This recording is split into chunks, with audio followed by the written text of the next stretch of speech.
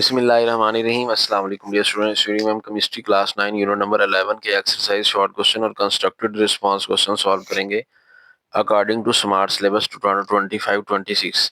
सबसे पहले जो शॉर्ट क्वेश्चन आपने नहीं करने वो बुक पे मार्क कर लें, उनको क्रॉस कर लें। यूनिट नंबर 11 का जो शॉर्ट क्वेश्चन नंबर 3 एक्सरसाइज में वो नहीं करना, 8 नहीं करना, 9 भी नहीं करना। कंस्ट्रक्टेड रिस्पांस क्वेश्चन में 4, 5 और 6 नहीं करने। अब जो बाकी क्वेश्चन रह गए हैं उनका हम सोल्यूशन देख लेते हैं। तो आइए वीडियो को अब स्टार्ट करते हैं। क्वेश्चन 1 है, differentiate between organic and inorganic compound. Organic और इनऑर्गेनिक कंपाउंड में फर्क बताएं। सबसे पहले ऑर्गेनिक की बात करें तो these are compound which contain covalently bonded carbon as essential component. तो वो कंपाउंड जिनमें कार्बन कोवलेंट बॉन्ड बनाती हुई पाई जाएगी हाइड्रोजन के साथ, उनको हम कहते हैं organic compound. They are found in living things.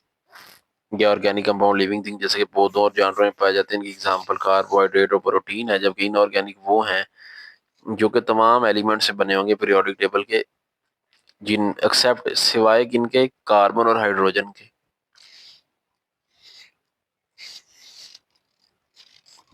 They are found in non living things, rocks and minerals. और इसकी example sodium chloride, calcium carbonate वगैरह हैं। तो मतलब कार्बन और हाइड्रोजन वाले कंपाउंड ऑर्गेनिक कंपाउंड है, और कार्बन और हाइड्रोजन के अलावा बाकी तमाम एलिमेंट के जो कंपाउंड होंगे वो इनऑर्गेनिक में आएंगे। Why are organic compound are found in large number. Organic compound बहुत ज्यादा तादाद में होते हैं, लाखों में है। क्यों? इसी क्या रीजन है? कैटिनेशन एक तो इसकी रीजन है। कैटिनेशन का मतलब ये है कि कार्बन एटम लिंक बना के एक लंबी चेन बना सकते हैं, तो इसलिए इसको बोलते हैं कैटिनेशन। और दूसरा आइसोमेरिज्म, जिसमें एक कंपाउंड का सेम स्ट्रक्चरल फार्मूला होता है लेकिन डिफरेंट अरेंजमेंट ऑफ एलिमेंट के एटम्स की डिफरेंट अरेंजमेंट होती है, इसको हम बोलते हैं आइसोमेरिज्म। सेम मॉलिक्यूलर फार्मूला लेकिन डिफरेंट स्ट्रक्चरल फार्मूला रखने वाले कंपाउंड को कहते हैं आइसोमेरिज्म, आइसोमर कहते हैं उनको। तो ये भी एक रीजन है इनकी large number of organic compound होने की। Multiple bonding, carbon multiple bonding कर सकता है, जैसे कि आप यहाँ पे देख सकते हो। यहाँ पे कार्बन देखिए मल्टीपल बॉन्ड बना रहा है आगे पीछे। स्ट्रेंथ ऑफ कोवलेंट बॉन्ड है, तो कोवलेंट बॉन्ड बड़ा स्ट्रॉन्ग होता है इनका। How naphtha fraction is decompose to give low hydrocarbon. Naphtha को कैसे डीकम्पोज करते हैं लो हाइड्रोकार्बन देने के लिए? Fractional distillation of petroleum give naphtha. हमें फ्रैक्शनल डिस्टिलेशन जब हम पेट्रोलियम करते हैं तो उसे तो नेफ्था मिलता है, जो कि मिक्सचर है लिक्विड हाइड्रोकार्बन्स का। फिर इसको हम एज सच यूज नहीं कर सकते क्योंकि ये हाई मॉलिक्यूलर मास वाला है। तो इसको लो मॉलिक्यूलर मास कन्वर्ट करने के लिए हीट करते हैं 500 डिग्री सेंटीग्रेड पे कैटलिस्ट की मौजूदगी में, जिसको जियोलाइट कैटलिस्ट कहते हैं। तो इससे हमें हाइड्रोकार्बन मिलता है which have 5 to 10 carbon atom, जिससे सिर्फ 5 या 10 कार्बन एटम होते हैं।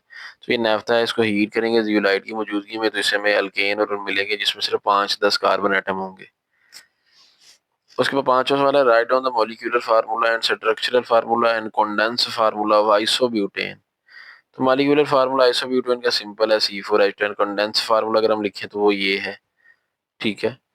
अगर यही हम इसका लिखेंगे स्ट्रक्चरल फार्मूला, तो आइसोब्यूटेन है। तो ब्यूटेन में 4 कार्बन एटम है, 1 2 3, चौथा कार्बन हम चूंकि ब्रांच बना के लेंगे क्योंकि आइसो की बात कर रहे हैं। तो आइसो में क्या होता है कि अगर हम आइसो पेंटेन बना रहे हैं, पेंटेन में 5 कार्बन है, तो आपने 4 तो एक रो में लेने हैं, लेकिन पांचवा कार्बन एटम जो है वो सेकंड वाली साइड, लेफ्ट साइड से सेकंड वाले कार्बन के नीचे ब्रांच बना लेनी है। तो ये आइसो का ये रूल होता है आइसो के लिए। बाकी सिर्फ कार्बन की वैलेंसी पूरी करते जाना। 4 कार्बन की वैलेंसी पूरी करनी है। तो देखिए इस कार्बन की एक वैलेंसी, एक बॉन्ड लग रहा है तो पीछे 3 हाइड्रोजन लगा देंगे। इसकी कार्बन की वैलेंसी इस वक्त 2 है, आगे पीछे एक बॉन्ड है, तो 2 हाइड्रोजन लग जाएंगे। इस तरह इसके 3 हाइड्रोजन लग जाएंगे। इस तरह इस कार्बन जो नीचे वाला कार्बन है इसकी एक वैलेंसी एक बॉन्ड है, तो इसके साथ भी 3 हाइड्रोजन लगा के 4 पूरी वैलेंसी कर देंगे। उसके बाद क्वेश्चन 6 है, how can organic compound useful for us. Organic compounds are useful for us in many ways, such as they are major constituent of our diet, carbohydrate, protein, and fats, etc. The clothes we wear are also made up of natural or synthetic fiber, which are organic compound. कपड़े भी जो हम पहनते हैं वो synthetic fibre जो कि organic compound से मिलकर बनता है उससे बने होते हैं। इसके अलावा fossil fuels such as petrol, oil, gas which are used to run transport industry also contain hydrocarbon which can be organic compound। तो मतलब ऑर्गेनिक कंपाउंड डेली लाइफ में काफी ज्यादा यूज हो रहे हैं। उसके बाद 7वां question, write down 5 such organic compounds which exist naturally. तो नेचुरली तौर पर पाए जाने वाले 5 ऑर्गेनिक कंपाउंड के नाम बताने हैं। मीथेन है, ग्लूकोज है, सिट्रिक एसिड, स्टार्च, उसके अलावा न्यूक्लिक एसिड, डीएनए और आरएनए, ये नेचुरली अकरिंग ऑर्गेनिक कंपाउंड है। उसके बाद कंस्ट्रक्टेड रिस्पांस क्वेश्चन देख लेते हैं। Why do alkane show little reactivity towards other reagent. Alkane कम रिएक्शन क्यों करता है दूसरों के साथ। Alkane are chemically little reactive due to strength of single bond, क्योंकि इसमें सिंगल बॉन्ड है कार्बन कार्बन में, बड़ा स्ट्रॉन्ग बॉन्ड है, इसको तोड़ना मुश्किल है।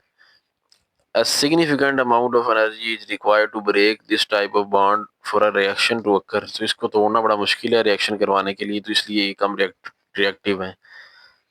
क्वेश्चन 2 है, why does mixture of natural gas and air explode.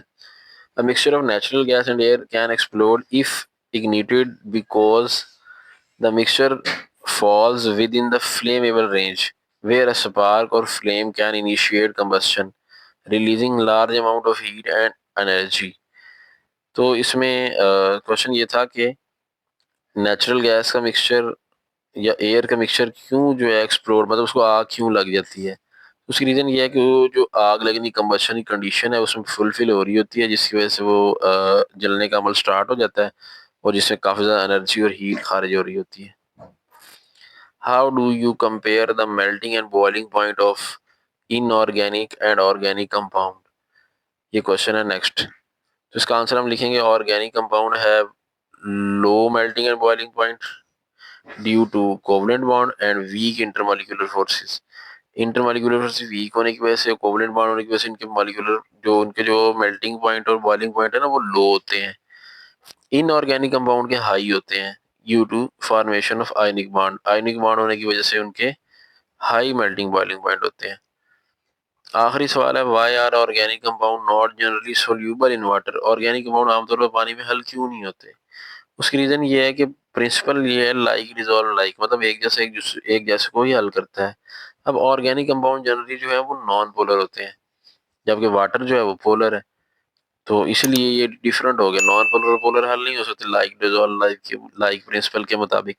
The lack of interaction between non polar organic molecule and polar water molecule make the organic compound insoluble in water. तो ये थे exercise short question unit 11 के। उम्मीद करते हैं video को पसंद आई होगी। वीडियो पसंद आई तो लाइक कीजिएगा, चैनल पर नए हैं तो चैनल को भी सब्सक्राइब कर लें। मिलते हैं नेक्स्ट वीडियो में, अपना ख्याल रखिएगा, अल्लाह हाफ़िज़।